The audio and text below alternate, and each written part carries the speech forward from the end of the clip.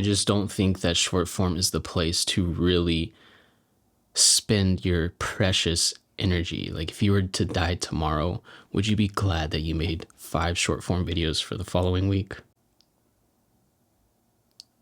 I wouldn't. I appreciate you clicking on this video because today I'm going to talk about a topic that is really heavy on my heart right now. Let me take a sip real quick before I drop it again. Yes.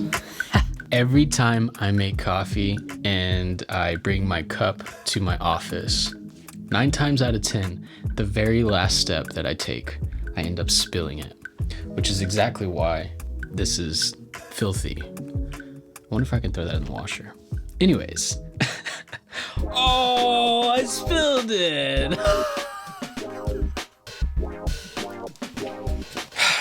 It's all good. Everything happens for a reason, right? It's a moment to practice patience. I cannot believe that just happened. So the topic that I want to talk about today revolves around social media. Wow. And shocker, right? Social media has taken over my life. I'm not very happy about it. I've definitely obsessed over short form, whether or not I should be on Twitter. Should I push LinkedIn? Should I also be on Instagram? Should I share my story? Should I post on YouTube Shorts? What about TikTok? What about YouTube? Can you see how all of that can sort of leave you feeling stuck? Well, it definitely has made me feel that way. What I've been feeling is pointing me towards just stepping away from all of it. What I mean by that is to just let go. Let go of the pressure of feeling the need to be relevant on every single platform. If you see somebody successful on a specific platform, then that doesn't mean that that path is for you. The path that is yours for a reason. And just because someone else experienced success on a specific path doesn't mean that that is for everybody. But we get distracted by the shiny object syndrome and, we're human. What I've realized is that you have to stick to the platform that makes you feel the most creative, 1. 2, not so much pressure, because it's hard to be creative when you have so much pressure on your shoulders. And if you feel like something is causing you a lot of pressure, then maybe stay away from it, or at least take a break from it and ask yourself, is that really what I want? Because then your life can almost revolve around content and social media. And I do think that content is a great thing. It can do a lot of great things. It can impact people in a great way. But when your whole life starts to be social media, consuming, producing, every single little thought or idea becomes a potential idea for content, it's exhausting and it will rob you of your peace. I really need to cut down my focus. I need to stop spreading myself thin by thinking about pushing content for these other platforms. No matter what, I always come back to YouTube. And I think that's the reason. I think I need to stop avoiding that calling or that voice in my mind that says, dude, just do YouTube. It's why I got into the creative industry in the first place. The only reason I ever bought a camera to begin with was to start YouTube.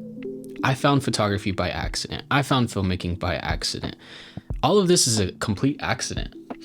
But what really the young Ashton wanted was to document his life, share his ideas, and create a YouTube channel. Do it through YouTube. It's easy to get distracted. Far too easy. When distractions happen, they happen for a reason, and it's another opportunity for us to realign what we really want out of life. If you feel like you're forcing the process of creating content for a specific social media, I think that's a sign. You don't create your best work when you force it. you don't express yourself in the way that you truly want to when you force it. And that's okay. Life is a series of experiments. It's trial and error, but we must get clear on why we are using specific platforms and what our mission for it is before we just blindly walk into it and lose ourselves. Because that's exactly what I did. And it's not fun. It doesn't feel great. I can't talk right now, clearly. It doesn't feel great when you realize that this shiny object syndrome has pulled you into this platform and you really don't want to be there, but you're consuming the content of other creators who seem to be doing it right. I'd much rather embark on a slow growth journey as opposed to a quick one that is not meaningful.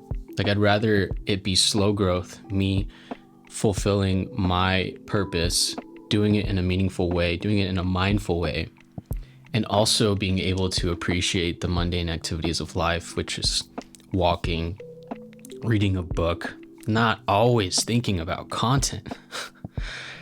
It's a scary trap, and it's far too easy to get trapped into it, especially when the platforms are designed to keep you hooked and obsessed and on to the next dopamine hit. It's an exhausting one. If you feel that way, just know that you're not alone. Please know that you're not alone, because I guarantee almost every single consumer out there feels this way on some sort of level. But it doesn't have to be that way. I think that's the big message here, is it doesn't have to be that way. You can just have one platform that means something to you. I'm gonna be right back. There's birds chirping on the TV and I need to turn it off. I'm trying to reduce the amount of perfectionism that I deal with. One thing being like all these little stains on my shirt. Like, I don't know where these stains are coming from, but I pulled them out of the dryer and I just got white spots all over the place.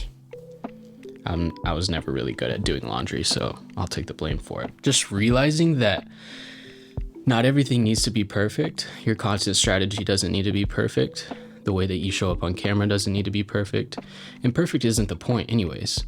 What matters is that you just do the thing that you keep thinking about. Do that thing from a place of passion. Like, you truly are passionate about whatever it is that you're talking about, creating. When I look back on, all the short form content that I created last year,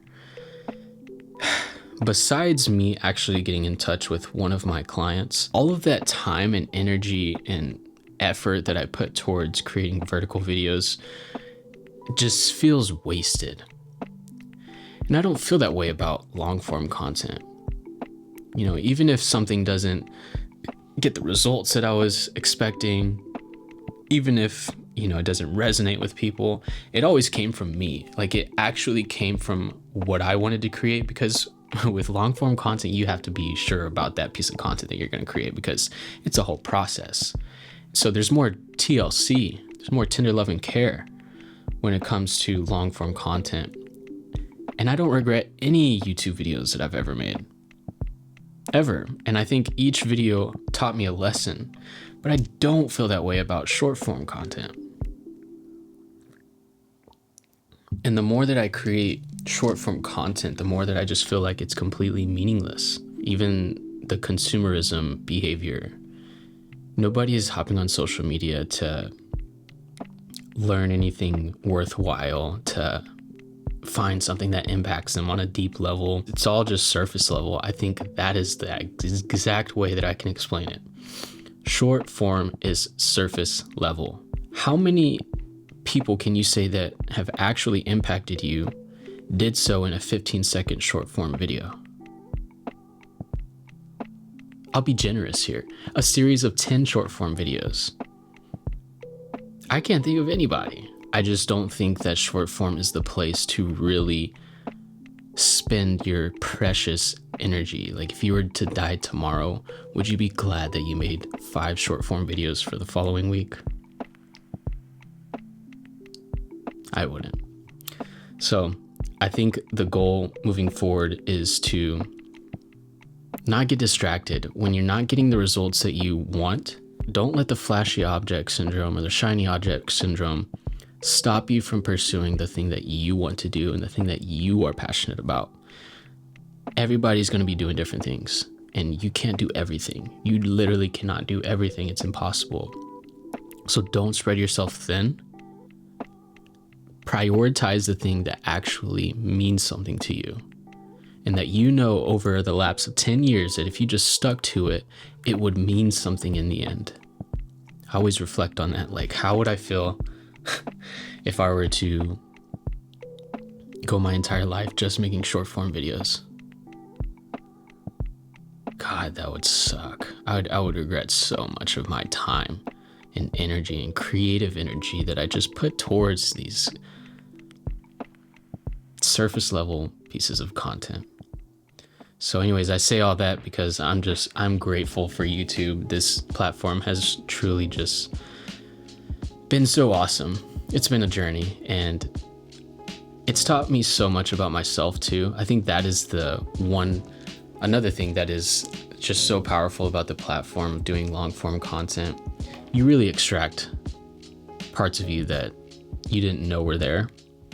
And everybody has that spark inside of them that would love to be expressed. It's a shame that half of us don't even realize that, but we do. No matter what experience you've had, no matter what anybody has told you, no matter what self-doubt you're dealing with, there is inevitably something valuable that you have to offer. And I think one of the best places or the best ways to do that is with depth, not with surface level interactions or creations or things like that. So I say all this, I'm not bashing on short form. I think there's a time and place for it, but me personally, just been obsessing over all these different platforms, and I've come to the conclusion that YouTube is my priority. Everything else gets the crumbs. You know what I mean? Like, short form can get the crumbs at the bottom of the jalapeno chips bag, if you know what I'm saying. So anyways, I appreciate you tuning in. I hope this video was helpful to you in some way. Moving forward, I just want to approach these videos with less of a strict structure, less perfectionism. I'm not going to feel the need to cut out my ums, my pauses, or anything, the filler things that happen in between statements. So I hope you appreciate that. I think this is a way for me to practice getting better at my communication skills. So yeah, I appreciate you watching, and I'll see you in the next one.